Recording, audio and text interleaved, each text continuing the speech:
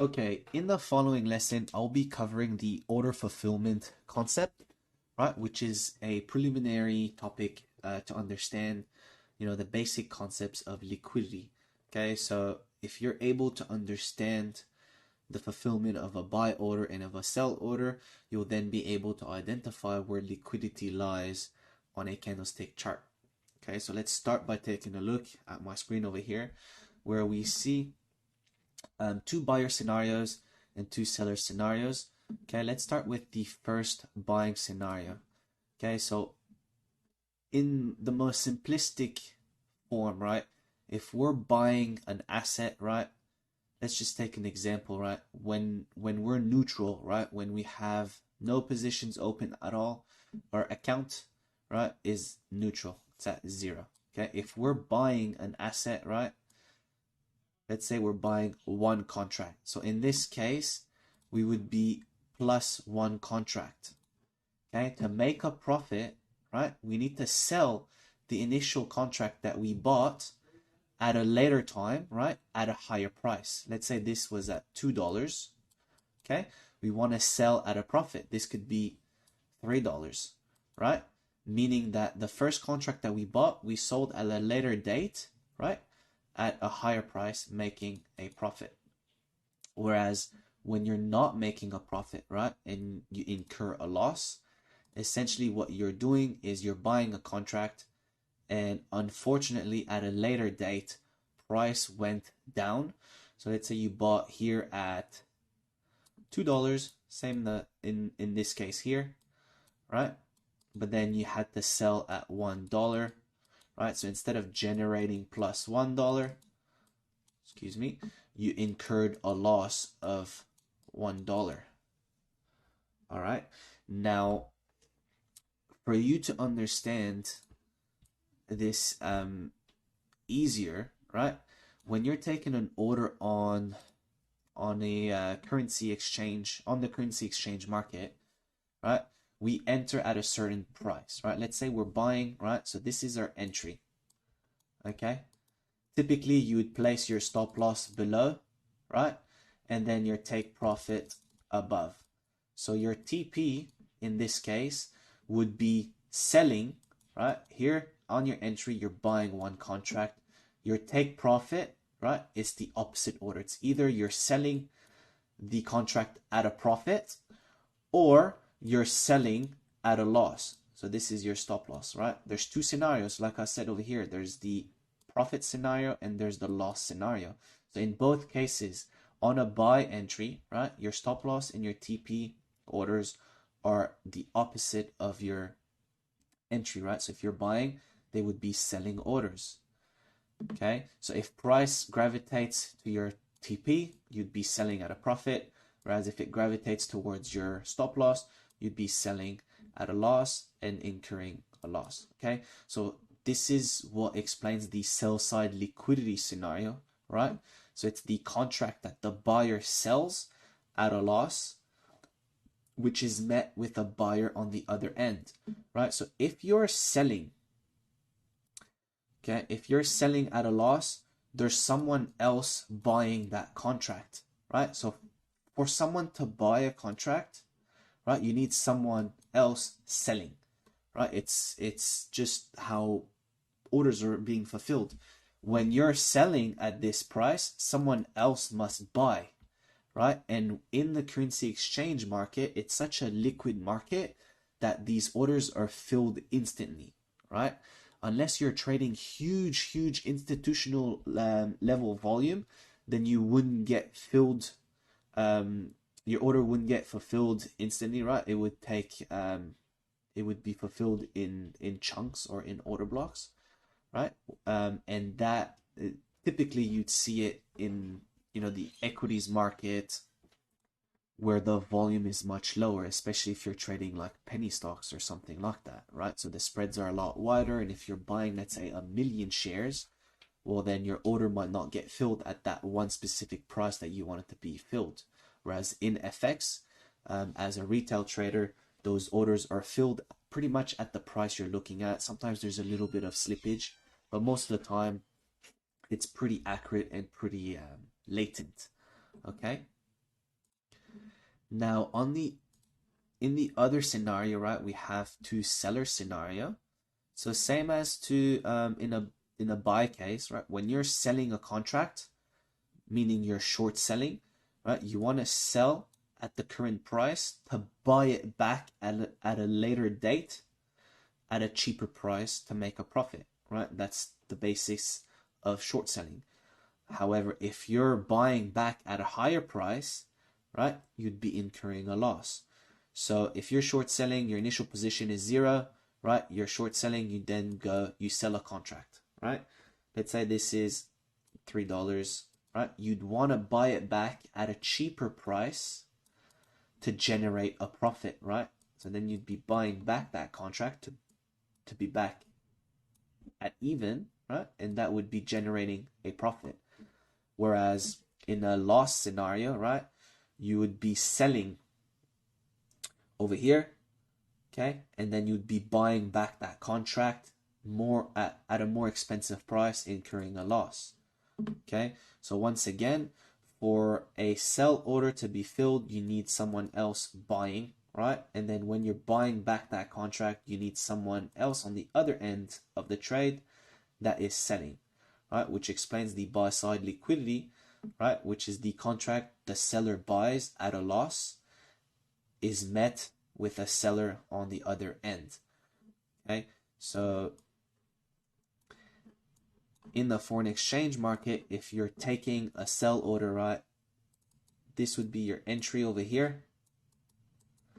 Your stop loss would be above, and then your take profit would be below, right?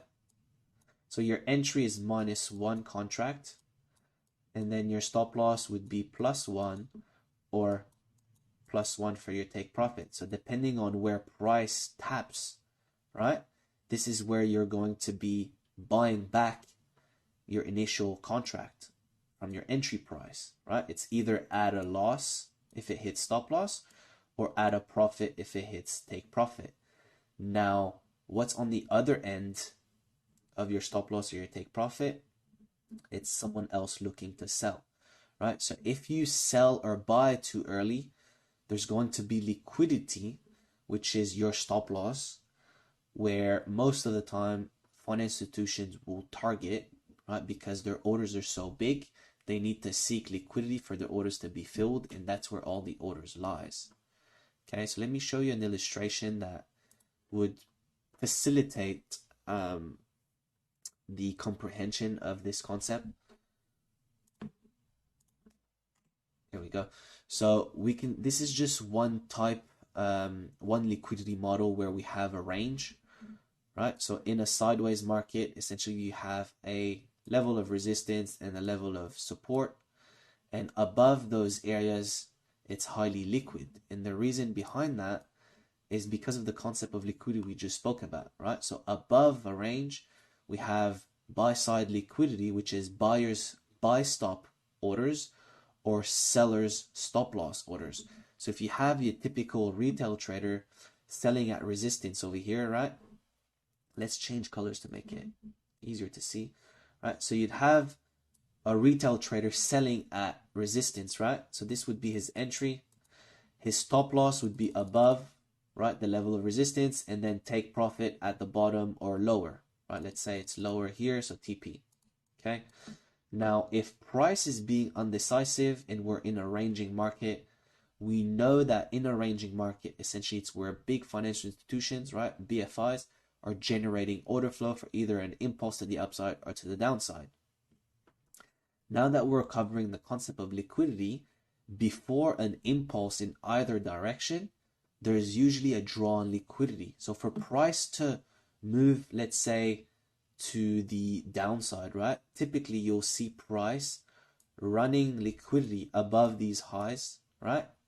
Tapping into the liquidity that lies above here, and then price will shoot to the downside, right? This is typical price behavior, and it's explained by buy side and sell side liquidity, right? Because in the liquidity area, you have retail traders either selling, right, at resistance, and their stop loss are above. So their stop loss, right, if they're selling over here, right, they were met with a buyer, and then to close their initial sell order at a loss, right? They need that means they're buying back their order, right? Or buying it back from someone else, right? But on the other end of this order, we have a sell order, which is us, right? We are looking to sell in those liquidity area. We don't want to trade with a retail approach. We want to take in that information and take advantage of it, right? Now, same thing with sell side liquidity. You can have, right, buyers stop loss acting as liquidity. So if you buy over here, right, your +1 contract, your stop loss will be -1 contract, and for the -1 contract to be filled, you need someone else to buy, right? So this is where we're going to buy and then get the right direction. Okay, not only you see buyer stop loss and seller stop loss, you also see, in the case of buy side liquidity, right, retail traders trading the breakouts, right? So a typical retail trading approach is within a range. They know that there's going to be we both know that there's going to be a breakout in either direction, right? Now, if you ignore the whole concept of liquidity, which retail traders do, right, they would place stop orders above and below. So wherever price chooses to break out, right, they will get activated, their trade will get activated, and they would be expecting price to continue up, right, to then make a profit. Same thing with the sell area, where price, as soon as it hits the stop order, price activates your order, and then they would be anticipating price to keep going lower. Now, it does happen in some cases where price does that. However, most often than not, price will seek liquidity in one direction and then come back into the range and go in the complete opposite side, right? Inducing retail traders to take a loss. Now, their stop orders, right, the buy stops above here, would be buying a contract, right, because they want to sell at a later date higher, right? What's on the opposite side of a buy order? It's a sell order, right? This is what we're going to look for to sell at, and this is what banks and financial institutions aim for, right? This liquidity up here to then go in the direction that it is meant to go. And most often than not, the breakout typically goes with the overall trend of the market, right, which you would identify on the higher time frames. Okay, so just to sum it up, this is only one type of liquidity model, and we'll see a few more just after this lesson. But just to sum it up, right, above and below the range, we have buy side liquidity and sell side liquidity, and essentially the sell side liquidity is the contract the buyer sells at a loss, which is met with a buyer on the other end, right, which is this case here. And then the buy side liquidity, which is up here, right, it's the contract the seller buys at a loss, which is met with a seller on the other end.